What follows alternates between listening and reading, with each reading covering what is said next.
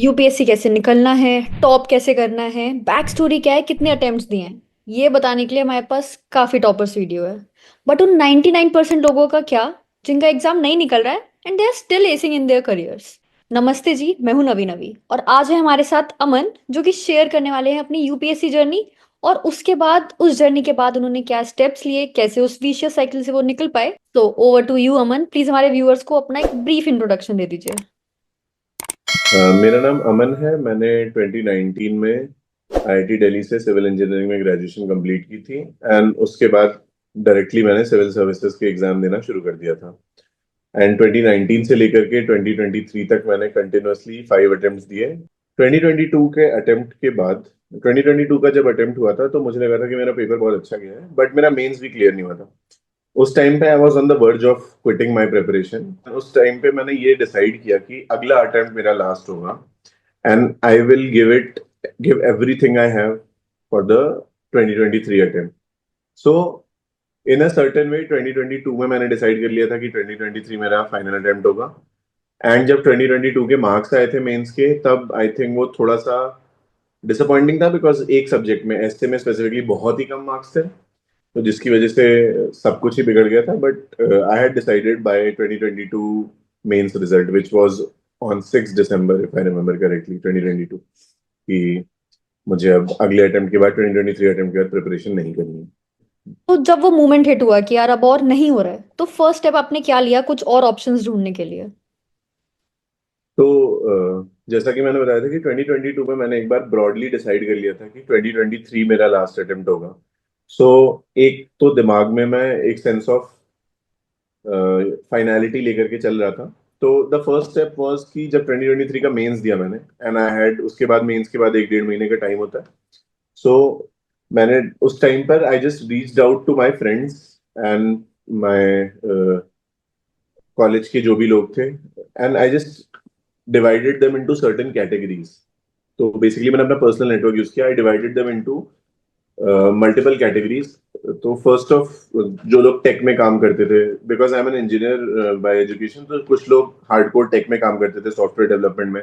कुछ management consultants थे, कुछ एनालिटिक्स में जॉब करते थे, कुछ अपने खुद के स्टार्टअप्स कर रहे थे। तो मैंने उन लोगों को रीच आउट किया और एक एक दो दो लोग रिप्रेजेंटेटिव ले लिए, एंड उनके साथ मैंने बैठ करके, मोस्टली इन पर्सन, 2 से 3 घंटे की बहुत फोकस्ड कॉन्वर्सेशन की, जहाँ पे मैं क्वेश्चंस पहले से प्रिपेयर करके ले जाता था। And because I knew that these people have been in their jobs for 4 5 years, they have at least some perspective on what they are doing. तो वो मेरी फर्स्ट कैटेगरी ऑफ लोग थे। मेरी सेकंड कैटेगरी ऑफ लोग जो थे, वो मेरे कुछ एक्सटेंडेड रिलेटिव्स थे, who are in their 40s and they are doing fairly well in their career. I talk to them because I wanted a more broader perspective, एक ज्यादा ऊंचे वेंटेज पॉइंट से उन्हें चीजें पता थी करियर के बारे में। Those were the second category. And एक रैंडमली एक थर्ड कैटेगरी भी बन गई थी, क्योंकि जिस दिन मेरा नहीं हुआ था, उस दिन मैं एक कैफे में बैठा था और पीछे कुछ लोग रैंडमली बात कर रहे थे, तो मैंने उनसे जा करके सीधा, मैंने चेयर टर्न करी और मैंने सीधा पूछ लिया कि वो कुछ वीसी और स्टार्टअप्स की बात कर रहे थे कि तुम्हारे पास कोई जॉब है क्या, मैंने 5 साल यूपीएससी दिया है और मेरा नहीं हुआ, तो तुम्हारे पास कोई जॉब है क्या।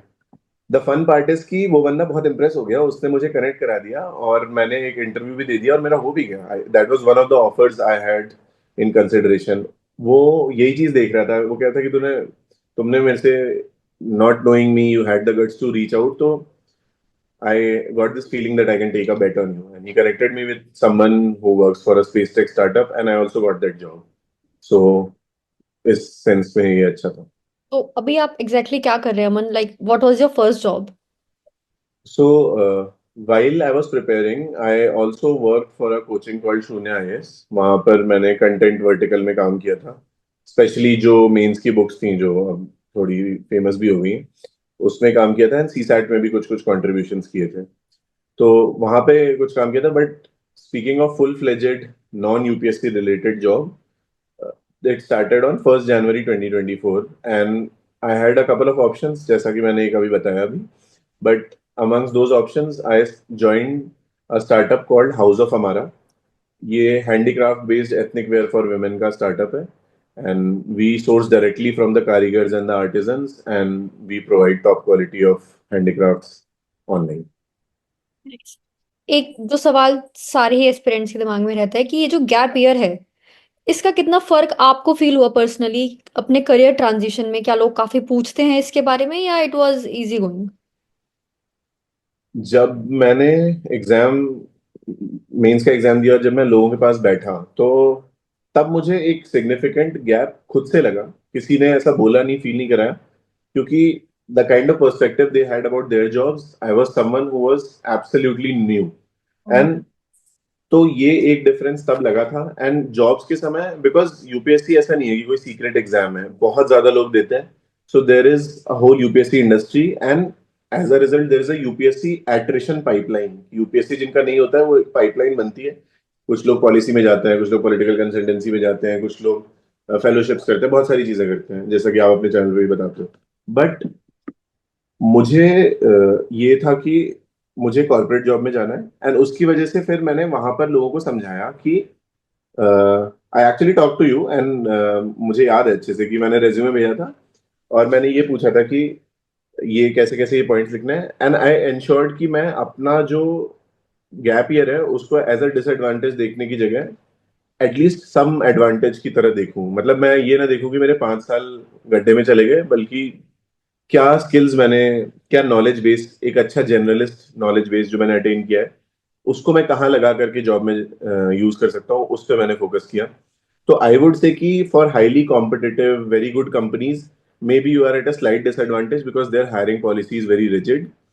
But in terms of first few jobs, first couple of jobs, I don't think there's a significant disadvantage because there are people who are waiting to have such journalists on board because they want to get stuff done. I just want to know कि if you could go back in time, would you still prepare for UPSC?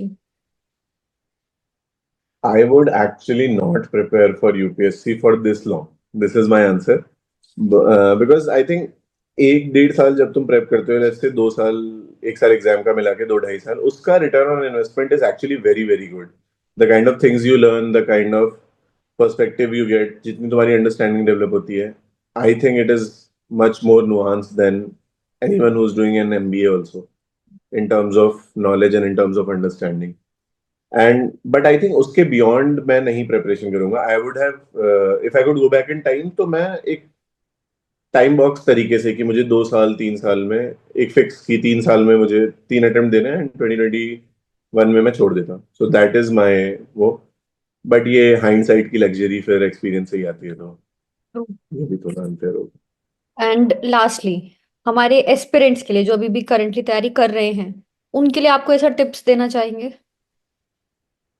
तो मैं बस यही tips तो क्या ही देना चाहूंगा, मतलब आई वुड जस्ट से कि if you are very very honest with your preparation, that is the only way you can leave the preparation happily or you can succeed. Like दोनों रास्ते जो हैं वो स्टार्टिंग पॉइंट सेम है कि तुम अगर 100% ऑनेस्टी से प्रिपेयर करोगे और तुम्हारा हो गया तो वेल एंड गुड, क्योंकि 100% ऑनेस्टी से नहीं करोगे तो होना तो वैसे भी नहीं है।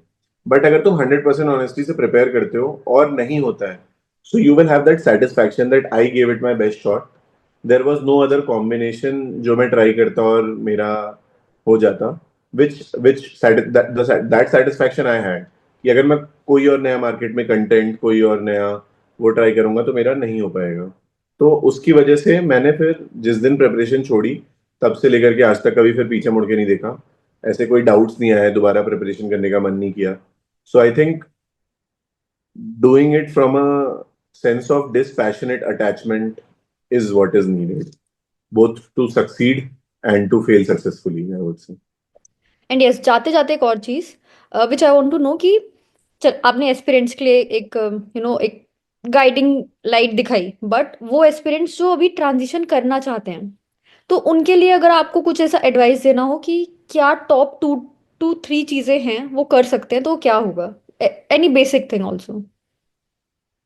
मतलब I think it's fairly simple. The problem statement is कि आपको अपने आप को ज्यादा एम्प्लॉयबल बनाना है। If taken from a very job perspective, you have to make yourself more employable. For that, you need certain skill sets.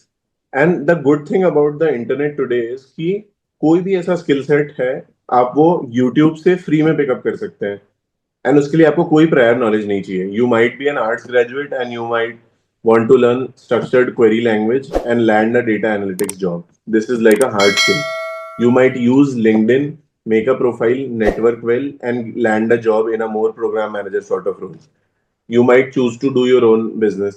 You might choose to become a content creator. So बहुत सारी चीजें हैं, but like I would say कि do not limit yourself. Specifically जो मैंने अपने दोस्तों में देखा है कि because you are so validation deprived from the exam for an extended period of time, your sense of self-worth takes a very, very strong hit. And तुम्हें वो जो सेंस ऑफ अनवर्दीनेस या बीइंग लेस वर्दी आती है, that people extend to their careers. And वो, it is not the preparation that sets them back, it is their own assessment of their unworthiness that sets them back. तो वो मत करना. And there all the resources there are available for free. I have a very good friend, उसने 10 दिन में एक skill set सीखा, structured query language सीखा, जॉब्स के लिए अप्लाई किया, उसे एक जॉब मिल गई. तो एंड ठीक है, 10 दिन ही is probably a smart person. You it might take you 30 days, but इससे ज्यादा टाइम तो लोग सेल्फ लोडिंग में खर्च कर देते हैं. तो आई वुड जस्ट से कि harness the power of internet and you can learn any skill. Just decide what you want to do, and if you not able to decide तो हर जगह अप्लाई कर दो. But be prepared for the fact कि 100 जगह apply करोगे तो 4 जगह ही होगा, तो 96 जगह रिजेक्शन मिलेगा, which is still better than not applying at all. कोई ऐसा पर्टिकुलर, जैसे अभी तुमने फ्रेंड का अपना वो बताया कि उसने 10 दिन कोई कोर्स किया, वो क्या एग्जैक्ट था, क्या चीज थी? Structured query language. तो मेरे फ्रेंड ने 10 दिन एसक्यूएल में, स्ट्रक्चर्ड क्वेरी लैंग्वेज में उसने इन्वेस्ट किया और सीख लिया. एंड उसने मुझसे एग्जैक्टली यही बोला था कि जितना हम प्रीलिम से पहले 10 दिन पढ़ते हैं, उसका आधा पढ़ा मैंने, और 10 दिन में मैंने एसक्यूएल सीख लिया और एक डेटा एनालिटिक्स की जॉब लैंड कर ली.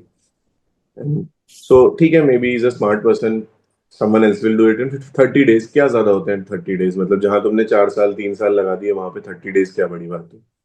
ये तो है। तो दैट इज समथिंग. मैं तो मतलब मैं तो यही बोलता हूँ सारे जो भी लोग जिन्होंने भी प्रिपरेशन छोड़ी है अ, कि यू आर, तुम जस्ट बिकॉज 3 साल 4 साल पीछे हो, इसका मतलब ये नहीं है कि तुम हमेशा 3 साल 4 साल पीछे रहोगे. Growth is non linear in corporate sector. So that is something that you have to keep in mind. You might have to work a bit harder to get to the same place where people who have started earlier have gotten to. But in the long scheme of things, it doesn't matter. Okay guys, so will just take a leave. Thank you so much Aman for being here. And comments में तो आप answer करेंगे ही, बाकी किसी को कोई और doubts हैं तो feel free to ask. And again thank you. Bye bye. Bye कर दो। Bye.